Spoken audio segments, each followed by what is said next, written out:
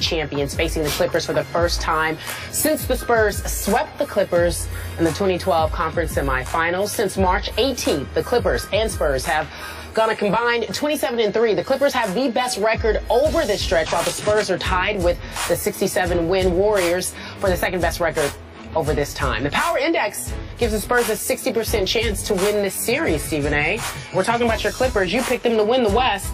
Who wins the series? Well, that pick has just been rescinded. The fact is that happened a long time ago when we watched the Clippers struggle the way that they struggled. Jamal Crawford is back. That's a very, very big deal.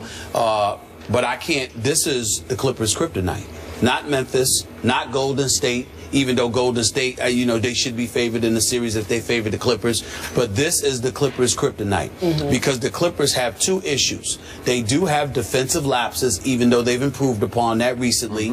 And free throws are a problem with them because you have DeAndre Jordan on your squad. So you have somebody for Popovich to employ the hack-a-shack philosophy against, and he will unquestionably do it. He did it last night with a Sheik, midway through the fourth quarter. Okay? He will definitely employ that. By the way, he got a Sheik out of the game, too. That's right. They had no choice. They had no choice. Yeah. So you got to do that with a guy. If you're going to do that with a Sheik, you're definitely going to do that with a guy shooting 39% from the free throw line in DeAndre Jordan. And that's why I can't pick the Clippers to win this series. Boy, do I hope I'm wrong, because I would love for the Clippers to go to the finals. I really, really would, for various reasons. But I got to tell you, in all objectivity, I can't pick them to win this series because you're going up against a champion who's been there, who's done that, and more importantly, who knows how to play the game of basketball. They're just too poised. And when I look at DeAndre Jordan, a guy I believe could easily be the best big man in the game if he could simply hit free throws. He can't do it. He's formidable defensively. He's going to get his rebounds, but he doesn't give you a post game offensively, and he doesn't give you free throw shooting. Spencer Hawes, that's the reason I picked the Clippers to come out of the West in preseason, because Spencer Hawes was supposed to get there. He was supposed to give you something where he can step away from the basket, be a perimeter threat, thereby pulling big men away from the basket, giving CP3 room to operate. Well, now that's not happening, and that's a problem. By the way, he averaged 6 points a game in 18 minutes a game. That's right. Yeah. That's right. Okay. So he just hasn't lived up to it, and so they know it. It can be very interesting. CP3 is going to have to step up. The key also is Blake Griffin. We're always talking about DeAndre Jordan. Blake Griffin's got to step up and play like a superstar in order for the Clippers to win this series. If I have to bet my money, I have to go with San Antonio to win this series in 6 games. In 6. Wow. I have to do it because I can't sit there and give the Clippers an edge when I know Popovich is going to either send Jordan to the free throw line or get him out of the game because you got to send him to the free throw line. I can't do it.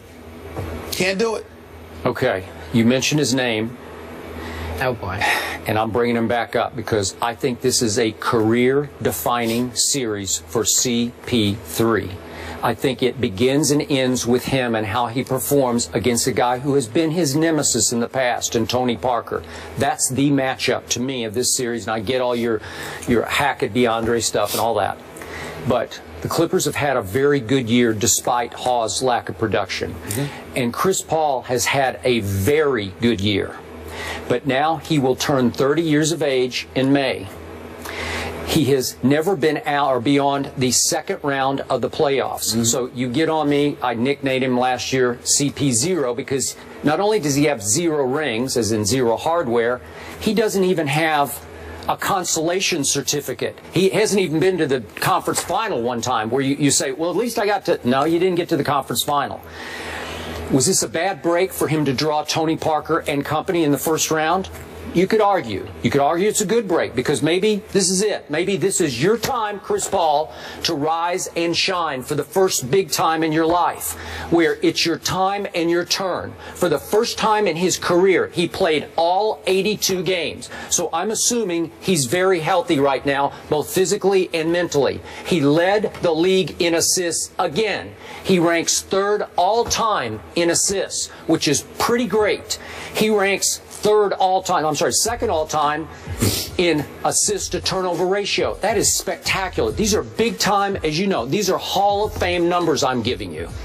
But I don't have anything to show for him beyond the second round of the playoffs. So I look back at last year. What happened in round one? They beat this Golden State team. Now, it had a different coach. I'm not going there, but I'm just saying. They beat Golden State despite the distractions of their owner and the race issue, right? They beat them with exactly the same starting lineup the Clippers have right now. The starting lineup did not change. You can talk about depth or lack thereof, but nothing changed in the starting lineup. They beat them in 7 games, the Golden State Warriors. So I could say that right now you're on a collision course with the team that you did beat last year in the playoffs. Is that fair? I mean, okay. And yet, what happened in round 2? Right on schedule. Game 5 at Oklahoma City. Do you remember this one? I think it still sticks in the craw of CP3 and his teammates because they were up in that game 11 at Oklahoma City with 4 minutes to go. They were up 7 with 49 seconds to go. In the last 13 seconds of that game 5 at Oklahoma City, the turnaround turning point game of that series, Chris Paul went turnover, foul Russell Westbrook shooting a 3, and he made all 3 free throws, and another turnover at the end of the game. Well, that's, you self-destructed. That's Chris Paul we are talking about, and it's a stain on your legacy because they went right home and lost Game 6, and they were out. Okay? Now it's time to rise and shine against a Tony Parker who I've always thought had a little edge over Chris Paul. And now let me throw one last thing at you. I was told yesterday, Tony Parker is very upset with me. And I get it, because I've been very hard on him this year. So I'm going to challenge him and Chris Paul. This is you two guys. It's mano a mano, night after night. Tony Parker, prove me wrong. I think you've been mostly awful this year, although you did have a good first half last night. I give you that. But Tony, prove me wrong. Shut me up. You say I no longer supported you this year the way I have. I have raved about Tony Parker in the past. Have I not? On opening night this year when they beat the Dallas Mavericks, you thought he was the MVP. And I said he was the best point guard in basketball, and you agreed with me on that night. Remember? Yeah. That was the big thing. Charles Barkley had said it on TNT the night before. Okay, Tony, prove me wrong. I'm waiting to see what you'll do, because now you've got the matchup of the lifetime. This is you versus Chris Paul, first round of the playoffs, to see who survives. You and I disagree. And here's where we disagree, and we continue to part ways on this. You are absolutely right with what you pointed out about CP3 against Oklahoma City in that Game 5, those last 4.5 minutes. There's no question about it. That was disastrous. We all know that. And that can't happen.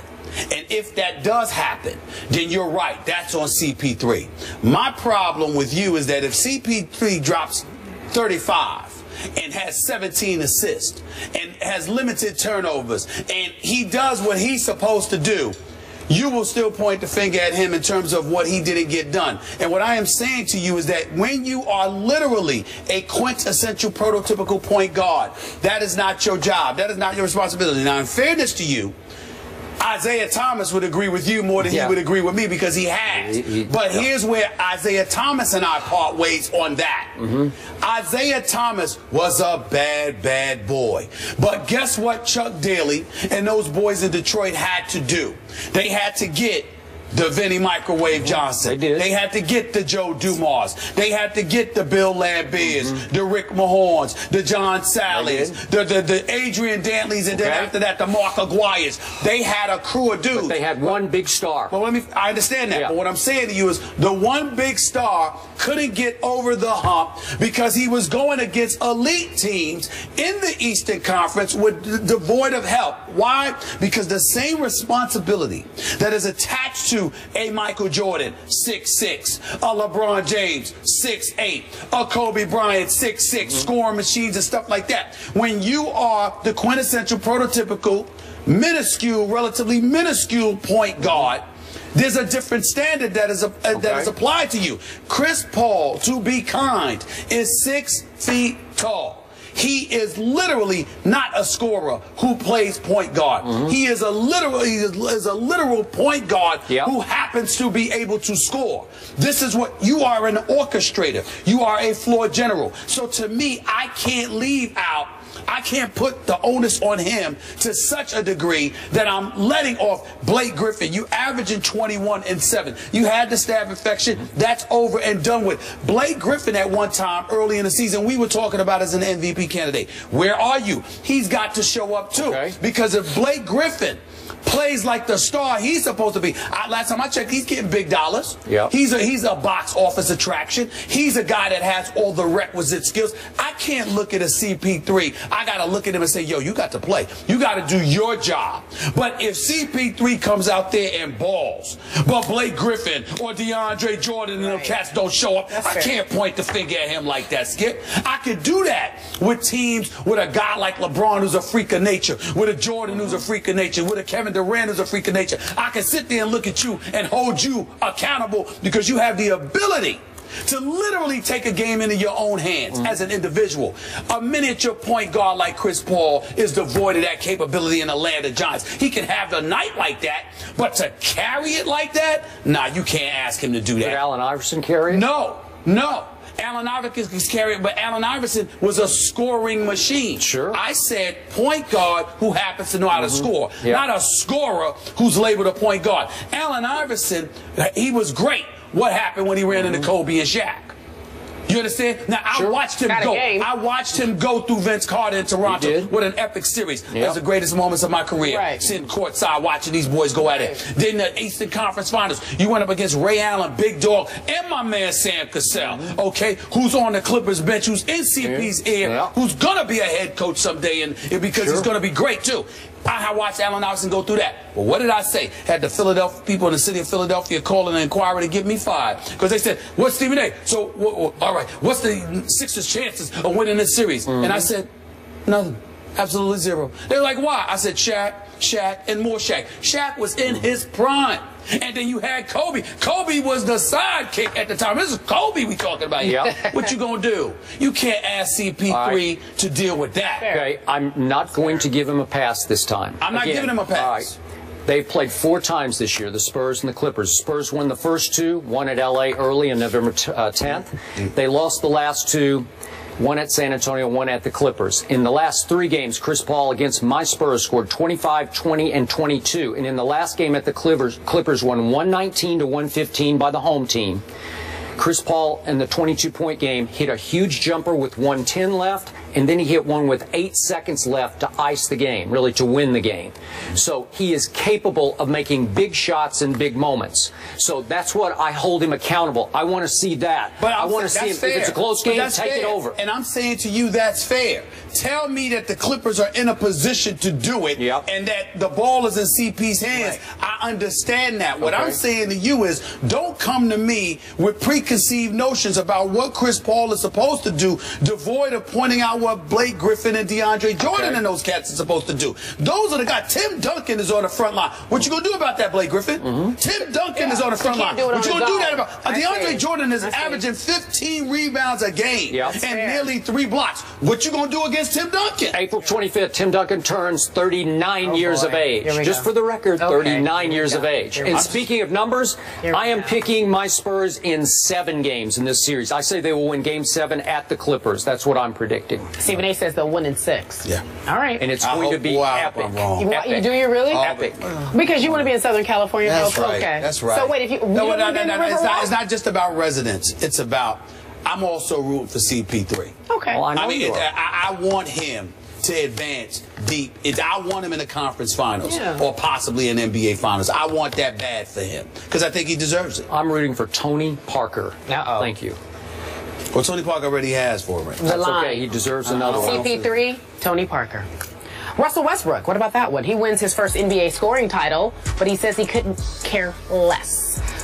Is that true? We discuss after the break. For the second best record over this time. The Power Index gives the Spurs a 60% chance to win this series, Stephen A. We're talking about your Clippers. You picked them to win the West. Who wins the series? Well, that pick has just been rescinded. The fact is that happened a long time ago when we watched the Clippers struggle the way that they struggled. Jamal Crawford is back. That's a very, very big deal. But I can't. This is the Clippers' kryptonite. Not Memphis, not Golden State. even though Golden State, they should be favored in the series if they favor the Clippers.